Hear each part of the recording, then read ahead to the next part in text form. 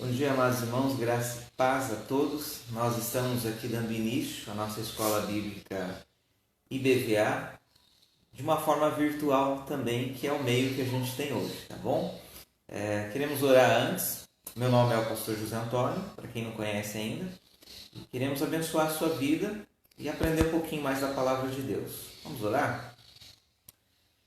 Pai, nós te louvamos, te agradecemos pela oportunidade que temos de estar em Tua presença, por esta manhã, Tua bondade em nossas vidas, este domingo que o Senhor nos tem abençoado. E oramos para que possamos aprender um pouco mais da Tua palavra, do Teu querer sobre as nossas vidas, ó Pai. Seja a Tua vontade em nós, no nome de Jesus. Amém. Então nós estamos estudando a revista Compromisso, os livros poéticos, né? Havíamos parado já umas lições bem adiantadas, nós estamos retornando desde a introdução e assim, se voltarmos após essa pandemia, nós vamos dar continuidade ao que os nossos professores estavam passando em sala de aula, tá? Do contrário, a gente vai continuar aqui estudando juntos e eu espero que você acompanhe conosco todos os domingos. Hoje, tratando sobre a revista Compromisso, os livros poéticos, que são os livros de Jó, Provérbios, Eclesiastes e Cânticos do Cânticos. Temos também o Salmo, mas ele não está incluído aqui, tá?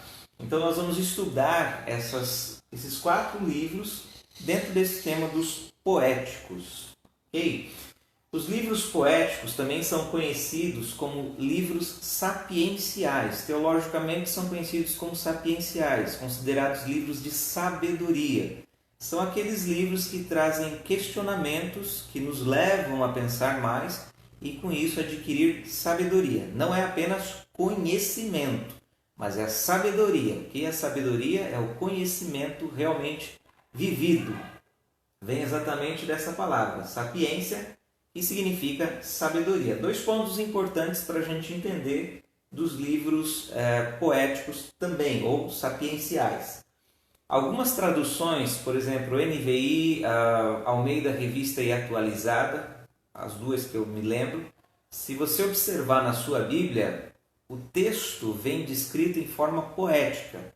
Então é fácil de você identificar na sua Bíblia quando é uma narrativa, narra uma história, e quando realmente é um livro poético. A forma de escrita dele virá diferente. Eu não sei se aqui dá para observar. No caso eu estou com a NVI, ele vem de forma poética. Então todos os livros que vêm escritos dessa forma, ou algum texto que tenha essa forma, é um poema. E o importante é a gente dar bastante atenção que os poemas, eles procuram expressar a beleza ou a questão do sentimento, a alma humana, o seu sofrer, as suas alegrias, as suas emoções, tudo isso. Então é difícil da gente fazer doutrina a partir dos livros poéticos, né? O correto é a gente ler os livros poéticos, mas analisar essa questão da expressão da alma. E, claro, essa expressão ela pode ser de uma expressão do homem para com Deus, do homem para consigo mesmo ou do homem para com uma outra pessoa ou situação, como a gente tem relatado nos Salmos e em todos os outros textos bíblicos aí que são poéticos, tá? Por essa razão a gente pode observar que os poéticos procuram falar a respeito dos questionamentos humanos. Então, dentro desses 4 livros, a gente vai ver que eles têm temas diferentes e importantes para nós. Temas que a gente pergunta no dia a dia. Por exemplo, o livro de Jó tem o questionamento do porquê os inocentes sofrem. O sofrimento. Por que sofrem? O livro de Provérbios, ele nos fala de como viver da melhor forma possível. Sabedoria para viver da melhor forma. Eclesiastes procura questionar, indagar qual o sentido da vida. Por que tudo isso? Por que as coisas acontecem? Qual é o sentido de vivermos, de trabalharmos, de comermos e entre tantas outras coisas? Qual é o sentido da vida? E por último a gente tem aqui o Cântico dos Cânticos, alguns dizem Cantares de Salomão e assim por diante, né? Tem vários temas aí. ele procura expressar para nós o que é o amor, e é realmente o amor romântico entre um homem e uma mulher, tá? Então são os 4 livros que nós vamos estudar nesse período dessa revista, ok?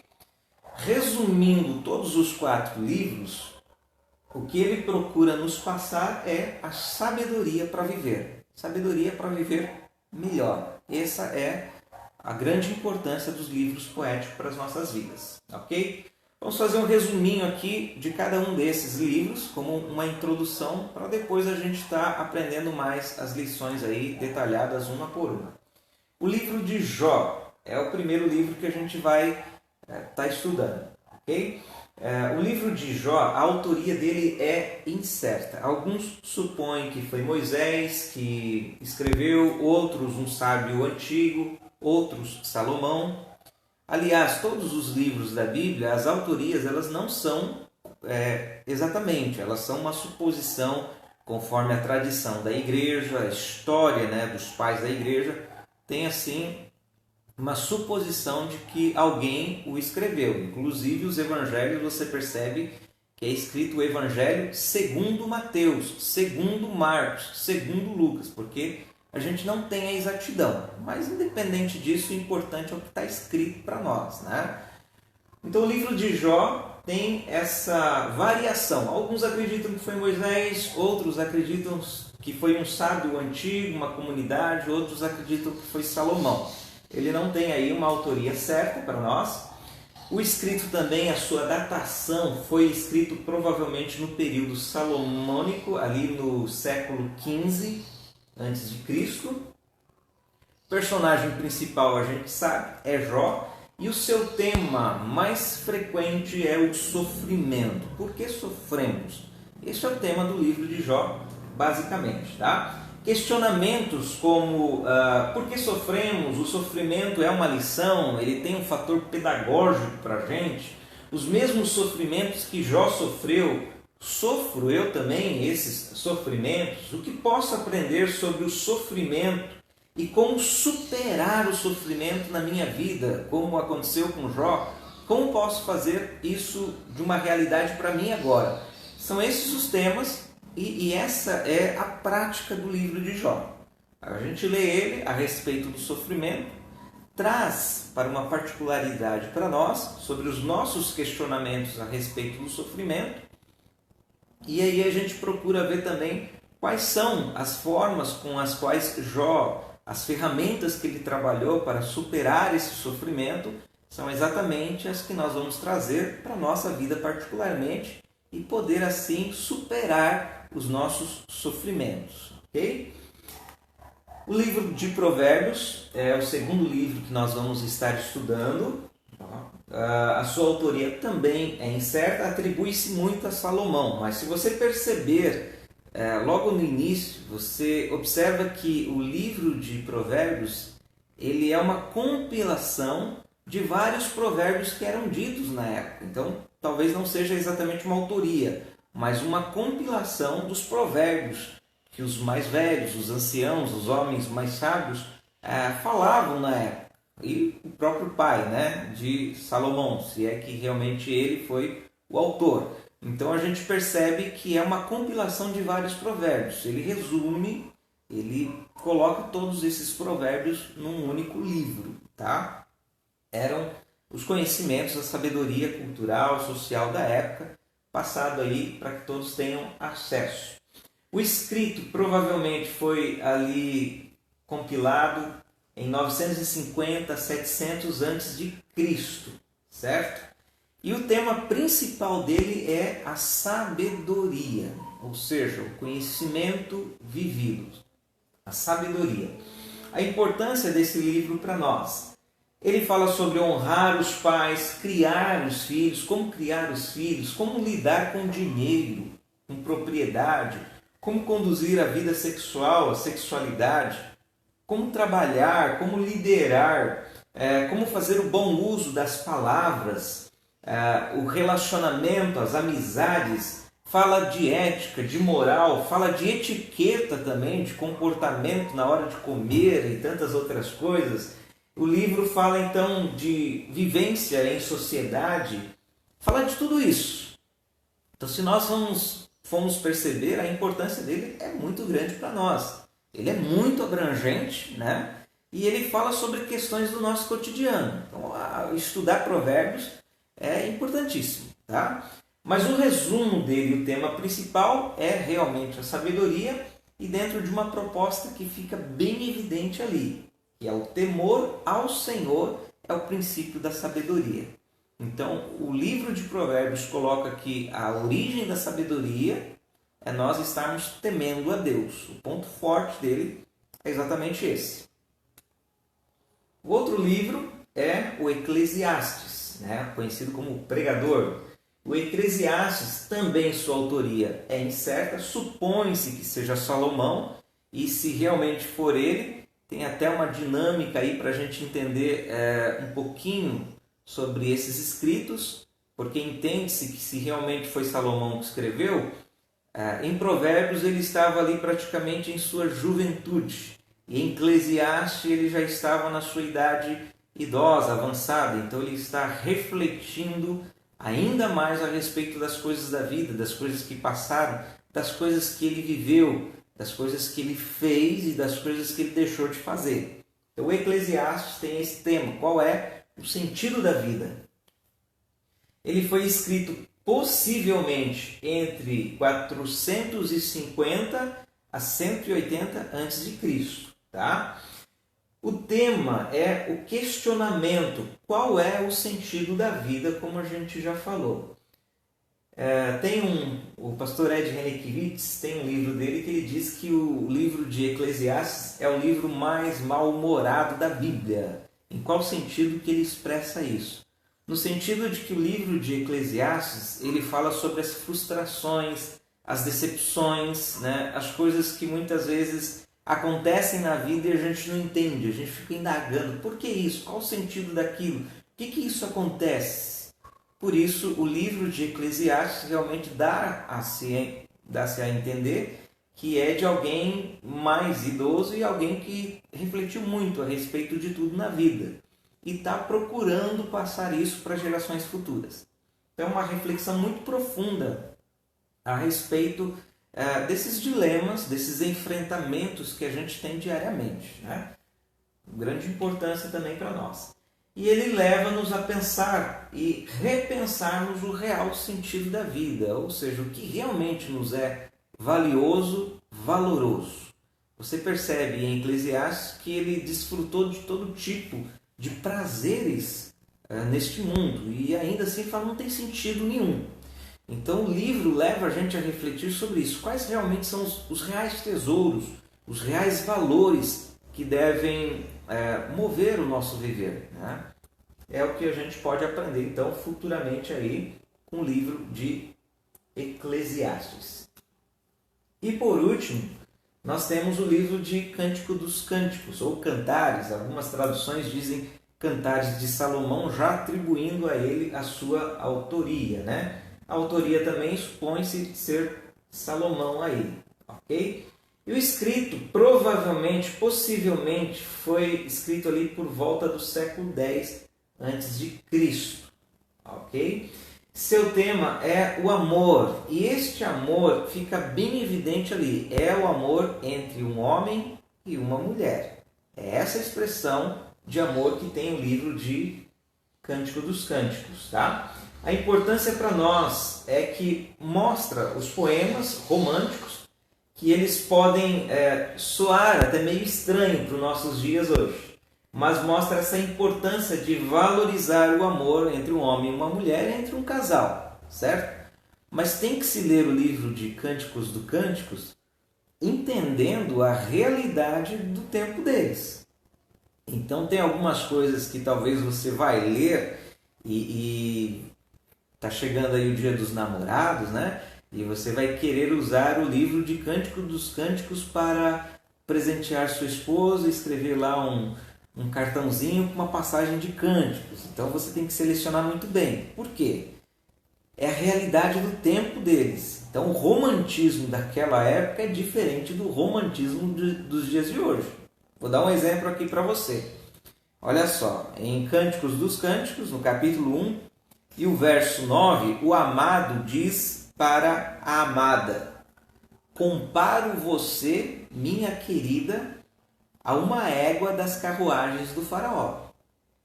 Comparo você, minha querida, a uma égua das carruagens do faraó.